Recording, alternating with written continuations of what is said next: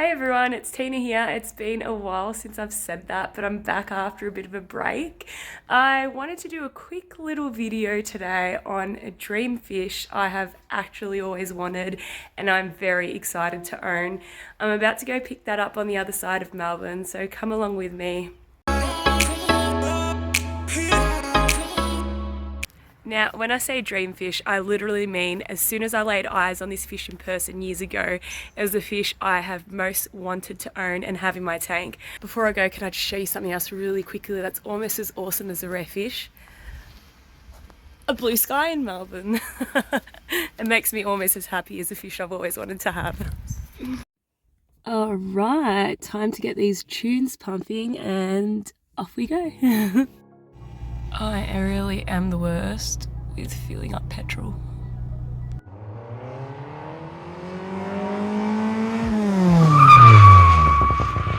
Alright, got here. Time to go in and grab my fish. Okay, I've gotten him and I'm seriously so excited. I'm not going to show you him just yet. I want to get him home, get him acclimated, and then I'll show you a shot of what he actually is. You'll probably be surprised with what my dream fish is. It's actually quite a modest one, but don't care about pricing. I don't care how common, how rare they are. If I like something and I want something, I want it, and this is the fish I want. So let's get going. Safety first. Make it a little darker for him and off we go home. Alright, made it home. Time to take you to tank and acclimate. So I'm just going to pop him in there while I mix up some salt water to start acclimating him. Let's go. So here's my handy DIY acclimation tool. All it is some rigid tubing from irrigation at Bunnings, and I've bent it so it hangs on the edge of the tank, just using a lighter and then bending it, and attached a little bit of tubing on it. Yeah, I always just get it started by plunging this at the end and getting the water flow through, and I just tie a hole near the end here as tight as I need it to set the drip rate. There we go. Now just let it drip in. Make sure you've got a lid over that bucket if you have a fish that might be a jumper while it's acclimating. Give it a few minutes, 15 minutes, half an hour, however long, depending on the fish, and then we'll get him in. While we're waiting for that to drip in, I might as well show you the controller board I made recently in case you haven't seen it. There it is right here. It's just a good way of hiding all the cords and cables. If you haven't seen my last video, it's a short video on how I made this, all under $50. I'm pretty happy with how it turned out, considering it's only a temp, but might keep it a little bit longer. Pretty happy with how it looks.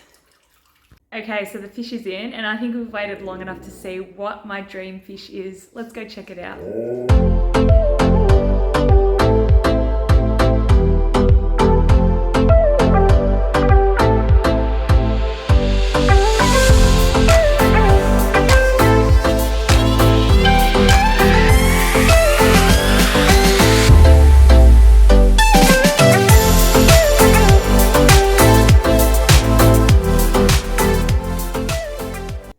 There you have it, guys. That's my dream reef fish, which is in my tank right now, the Naoko Fairy Wrasse. Now, I know some of you might have been expecting maybe a gold flake angel, a peppermint angel, or whatever, but no, that is my dream reef fish.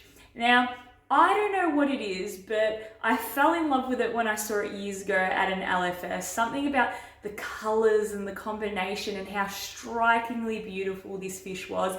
It just made me think I have to have this fish. Funnily enough, I hadn't actually seen another specimen since that first time I saw it years ago. So I would like to give a very big shout out and thank you to Hazel over at Reef Haven, who was able to get this fish in for me. And not only was she able to get the fish in for me, but it's a very strong, healthy specimen that's smashing food from the get-go. As soon as I put it in, it was eating mysis like a minute after I put it in when I was feeding the other fish. It's a few days later, it was eating flakes. It's strong, the colors are vibrant, and I couldn't be happier. This isn't the first fish I've gotten from Reef Haven. I like that they do like a bit of extra quarantining on their fish. All the other fish I've had from them are strong, healthy specimens, have eaten and I've had no issues with. A big example of that is my blue tang, who was a tiny, tiny little dot when I got her over at Reef Haven and was eating food from the start. I wanted something that was healthy and strong as I do with all fish, but a little bit of an extra precaution with the blue tangs. They are a bit more of a sensitive specimen and are seen as ick magnets or can break out in certain diseases. So I had full confidence in Reef Haven that I was getting a strong specimen, and that fish has no issues whatsoever, no diseases, eats everything, is enormous compared to my purple tang now. I kind of wish it slowed down growing a little bit because I loved it when it was cute and little. Still love it now, but it's just the colours are vibrant. I couldn't be happier. So thank you so much for these fish that I've got in Reef Haven. Appreciate it. Now, they are located a fair while from me as I live on the other side of the city, but it's always worth a drive. I always check out the website every now and then. It won't be the last fish I got this Naoko from them either, but they've had some really, really cool fish like flashlight fish, king angels, long-nosed black tangs, mystery wrasse, halfreeshi gobies, lots of different stuff. So I'm waiting for another dream fish I've wanted from them, so I'm really excited. Okay, now there are a couple of acclimation tips I'd like to share with you guys, and that is one, to always try and get a healthy specimen. That is the absolute foundation of getting a fish that's going to hopefully successfully acclimise to your tank. So make sure at the store it's eating, make sure if it's been there a bit perfect, if it's only been there a couple of days and was recently shipped, it could be under a bit of stress, so you want to make sure it's fully settled. A lot of stores are happy to feed them and show you that they're eating. So if you can remember to do that, that's really important. I always like to make sure my fish are eating, because even if you have perfect conditions in your tank, a transition into a new tank, new environments, new, not housemates, but new fish and livestock, it can always cause some stress for sure. So make sure you start off with a healthy specimen. That is absolutely vital. Number two, remember we aren't talking about quarantining per se, we're just talking about the transition into your tank. Number two is it helps to know the salinity that your fish came from, or whatever livestock you purchased came from. Some LFSs keep their salinity way down, and it might need a longer acclimation process if you purchased it from somewhere that keeps it way down, but be sure to ask somebody at the store to see what they keep their salinity at. A couple of stores I purchased from, they keep their salinity around the same I do, so that's really, really helpful. Irrespective of that, there are going to be some livestock that are more sensitive to changes, so things like even shrimp, they might need a longer acclimation process. They might need a longer acclimation process, so make sure you acclimate accordingly. Now, I will say that if you are going to do a longer acclimation process, because that's what's required, make sure you keep an eye on temperature. When you are doing a slower drip rate, and if the ambient temperature is very cool, like it is here in Melbourne at the moment, then there's going to be a high chance that by the time you actually put the fish into your tank, the temperatures aren't going to match. So you can offset this by adding a heater or something like that to make sure the temperatures are exactly the same. So make sure you drip acclimate accordingly. It doesn't have to be expensive. As I showed you before, I did a little DIY thing that only cost a couple of bucks, but it goes a long way. Okay, and another thing is choosing the timing of when your fish is going to go in. Now, a lot of people do like to add them in at night or at lights off, so the fish can kind of hide, get a little bit of strength, and then sort of go out before it starts getting harassed by other tank mates. I personally like to add it during the day, but with the lights off.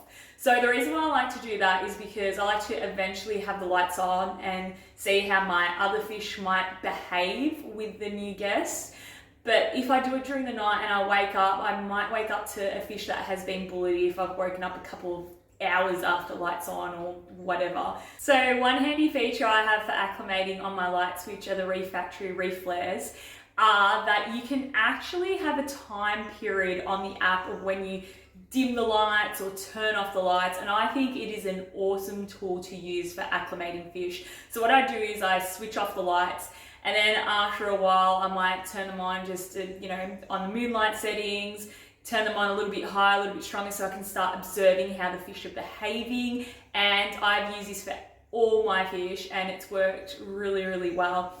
Now, you can do these with any lights, but you have to mess around with your whole settings. With this, you don't have to do that. You leave your settings exactly how they are. You go into the timer mode. You can leave the timer mode on for 5 minutes. You can leave it on for always, 3 hours, whatever. It's a perfect thing for acclimating fish, and I'm a really big fan of it. Introducing a new fish can always be a little bit of a nerve-wracking thing depending. Now, I have spent a lot of time in thinking about what sort of stock I want, and I organized the stock list way before I had this tank running, which is really important because fish aggression can be eliminated or not eliminated, but really greatly reduced depending on what order of fish you introduce. Now, there are some fish that are just never going to get along because they're too close to the same types, but if you introduce generally a more peaceful fish at the start, and then as you go on, the more fish that tend to be a bit more aggressive, you generally have more success, and that's worked really, really well so far. But there can always be some outliers. Now, I added my Naroko in, which seemed to be okay until my cleaner wrasse actually saw it. Now, cleaner wrasse are generally quite peaceful, and I don't think it was aggressive per se, but it was too much in its face. It might have been trying to clean it, but it was being an absolute pain. I could tell my Naroko was stressed. So I actually just popped him into an acclimation box for a couple days, and that just seemed to reduce the cleaner wrasse's curiosity because it was just there, and it was just like, this is just a normal part of our environment now. We now have a Naroko wrasse. So sometimes that really helps, an acclimation box. Again, like I said, sometimes you might add the fish into an acclimation box. Sometimes it helps to add the new fish. Sometimes you can add the aggressor. Sometimes you can sump it. I wasn't even going to bother catching this cleaner wrasse. Like, I mean, its name is Crystal for a specific reason. It's always moving. It is always on the go. So I was able to catch a Naroko, put it in the box, and eventually got over it, which was good. Having said that, you never know how it's going to go, so always have another plan if things go a little bit haywire. But luckily, it all went really well. The cleaner doesn't even notice it now. It was funny because, Naroko wrasse, I expected it to be the more aggressive type. That was why it was added more towards the end, but no, they can surprise you a little bit sometimes. Alright everyone, thank you so much for watching. That concludes my video for today. I want to say I won't leave it for as long as next time, but I feel like I keep saying that and life just kind of gets in the way. So I do really, really want to bring out that dino video because I learned a lot from that and I love sharing knowledge. So hopefully I can do that really soon.